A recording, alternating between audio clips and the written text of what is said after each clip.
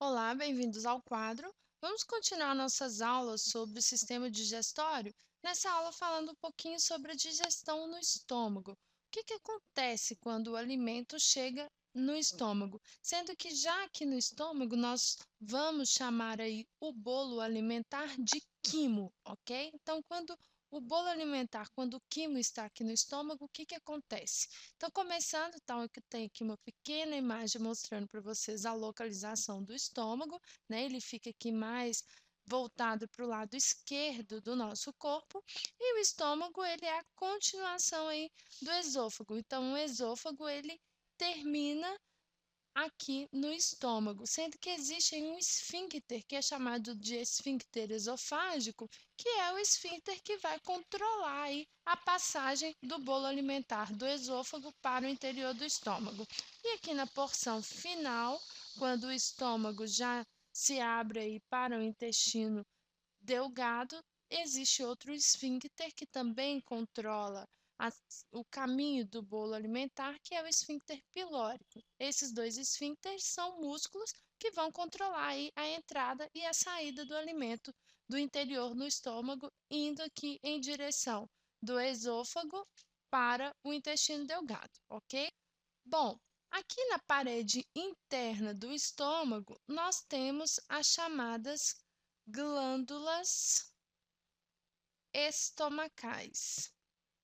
Essas glândulas estomacais são as responsáveis aí pela produção do HCl, que é o ácido clorídrico, e também de uma enzima muito especial, que é a pepsina, sendo a pepsina responsável aí pela quebra das proteínas. Então, a pepsina é uma enzima que age sobre as proteínas. E aqui no estômago, pessoal, só existe a digestão das proteínas. Então, as proteínas são quebradas aí em peptonas, que são partes menores, ok? Que são pequenas cadeias de aminoácidos.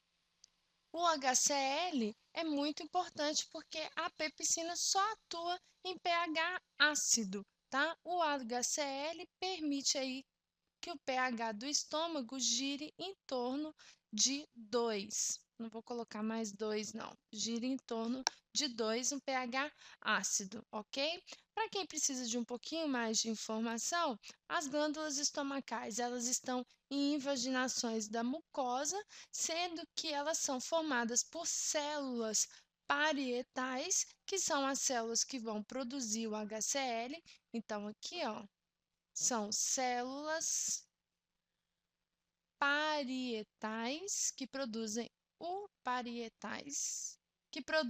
HCl, e a pepsina é produzida pelas células chamadas de células principais, ok? Bom, continuando, a pepsina, ela não é produzida sobre uma forma ativa, ela é produzida sobre uma forma inativa, que recebe o nome de pepsinogênio.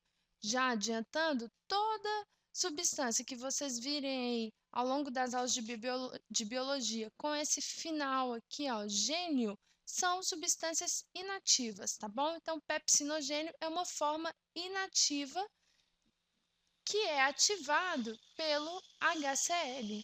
Quando em contato com o HCl, aí sim o pepsinogênio é convertido em pepsina, que é a enzima ativa que agirá sobre as moléculas de proteína.